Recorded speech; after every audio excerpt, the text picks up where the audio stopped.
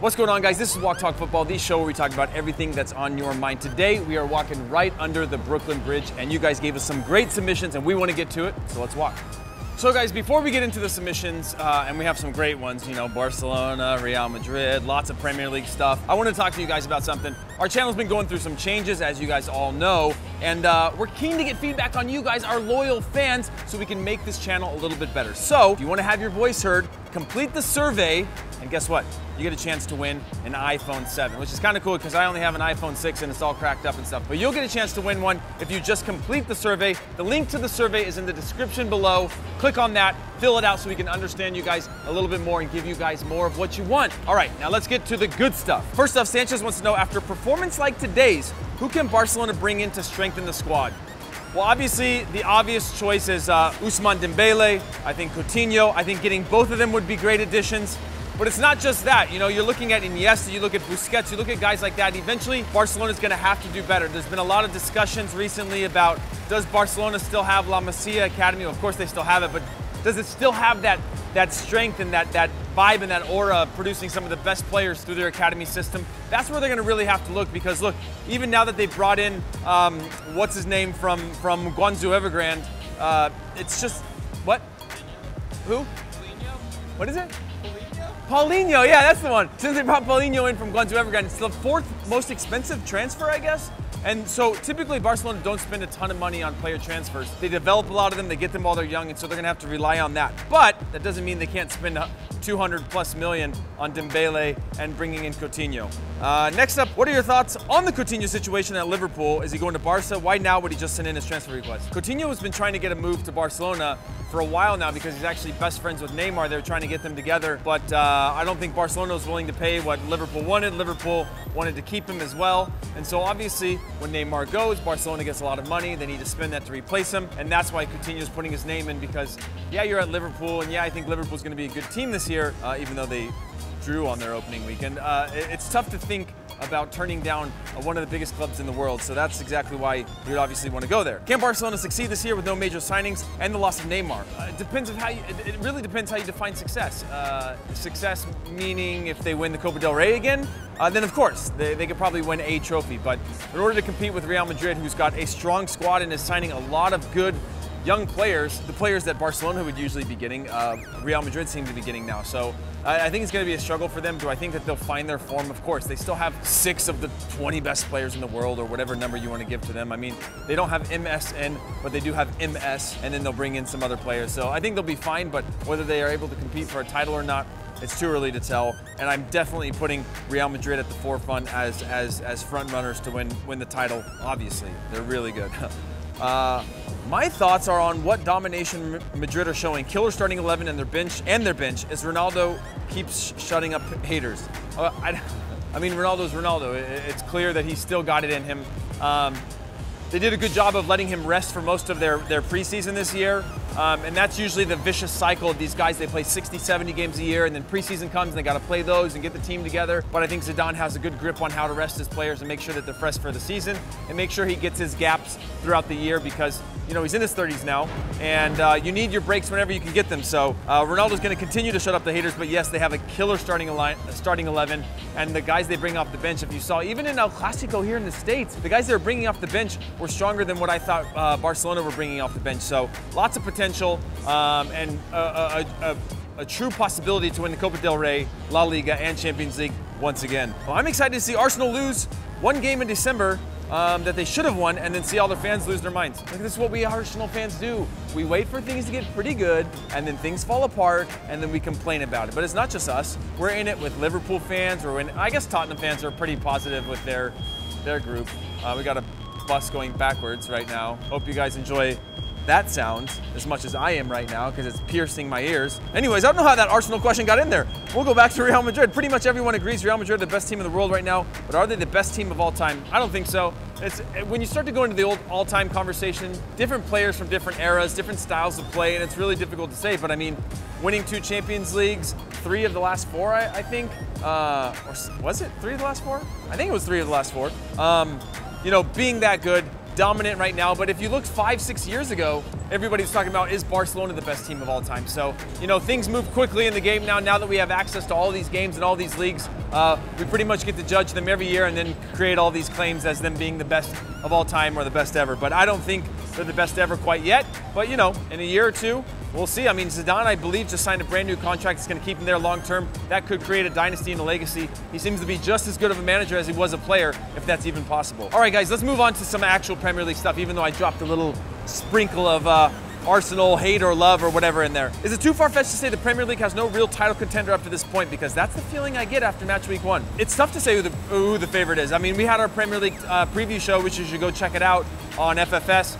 We've also given our predictions and all the things we're excited about in 240 seconds. That's a cool video, but it is hard to predict if you really, really look at it. I mean, Arsenal was good. Liverpool found a way to stay alive. Chelsea struggled and current champions after an early red card from Cahill. Then you look at the other, Tottenham is very good, Man United is very good, Manchester City is very good. It's really tough to say who a favorite is this year, even though, you know, City spent a ton of money and Man United got Matic, who had a blinder of a performance. It is up in the air, and it's one of those years that I think someone's gonna, hey Nick! Someone's gonna have to go very, very few losses on the season in order to win the actual title. I mean, maybe 2 losses, 3 losses max. Anything more than that, and you're pretty much out of the title race, which is going to hurt Chelsea in the long run. But Chelsea also didn't start last season all that strong. They started okay, and then they just went on a run with Conte's switches in the formation and tactical switches, and then they went on a run and nobody could beat them. So it's possible, but it's going to be tough for them if they lose another one early on. Huddersfield are on top of the table for a moment. Do you think they can survive? I think they'll survive. I think they're a very good squad. David Wagner, our boy, American, of course, an American in the Premier League right now. Obviously, Bob Bradley was the first to do it. Don't think he was really given a chance. He was judged very, very critically. But I think Wagner now has the opportunity to do that. I think they'll stay in the league this year. But again, it's so early. You never know. Depends what their resources are in the winter. Do they need to bring in more players? What their injury situation is? I mean, for these clubs coming up, a lot of it is about depth and how they manage an entire season. What do you think about Everton this season? Klaassen, Sancho, Rooney, Barkley, Schneiderlin. They spent almost 100 million, and I think obviously Rooney scored just before half in the last match. And I jokingly predicted Rooney would win the Golden Boot this year, but he looks comfortable and he looks pacey and young and fresh, and I think that was a great change for him to get a fresh start somewhere else, back to his hometown club, his boyhood club. But yeah, you're right. I mean, you're looking at Sandro, Klaassen, good.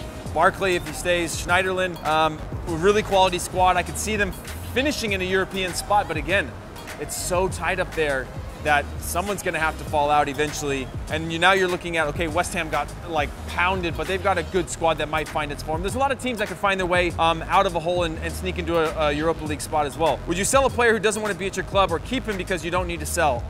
Regarding Coutinho LFC, it's always a hard one. For Coutinho, he's thinking about playing at one of the biggest clubs in the world that's tough to turn down. For a club, you're thinking about, how do we replace him? Do we now just bow down to Barcelona because they want to spend the money on him when we know we really need him, but the money's insanely, it's an insane amount. Do we have a replacement for him? It's really difficult. I don't think he necessarily wants to leave. It's not like he's leaving wants to go to another Premier League club.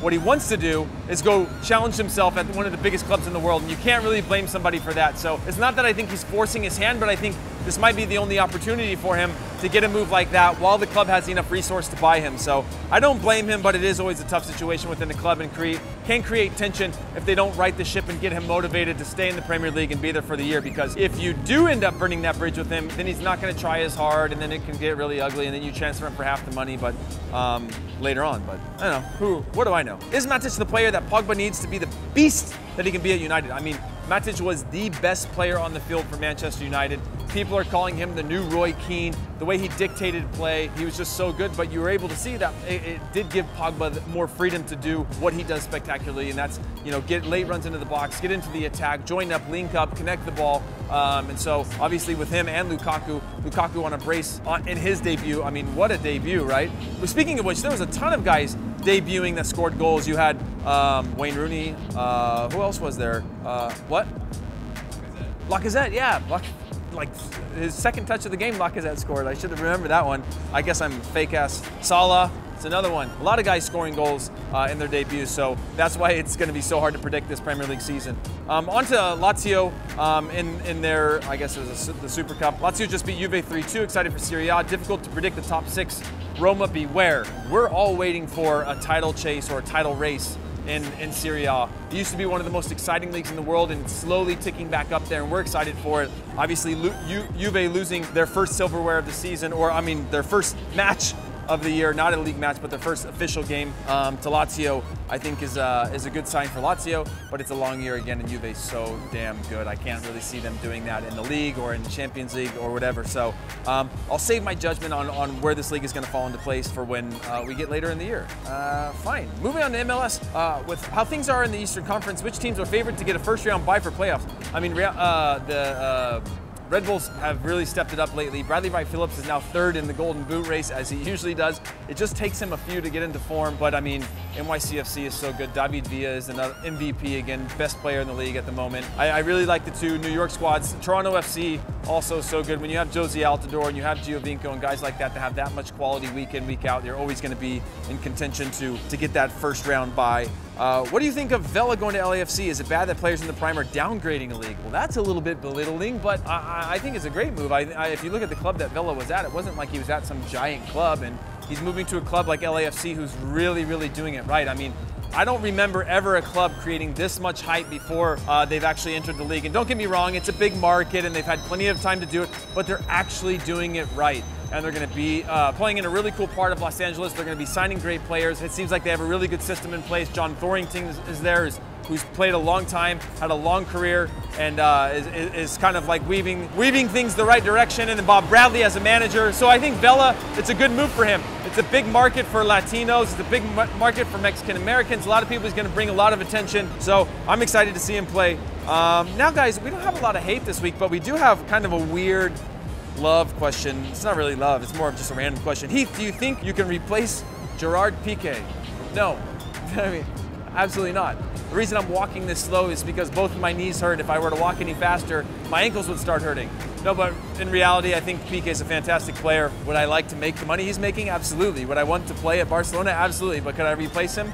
In my prime, maybe. They would have looked at me earlier and I got into La Masia Academy and then got all that development and then went to Manchester United and then went back to Barcelona, then yeah, maybe I could replace him. But as of right now, no chance. Well, guys, that is all we have for today. So get down in the comments and get in on the conversation. I want to know what all you guys are excited about for this upcoming year. Who is the Premier League title favorite? Can Barcelona catch Real Madrid?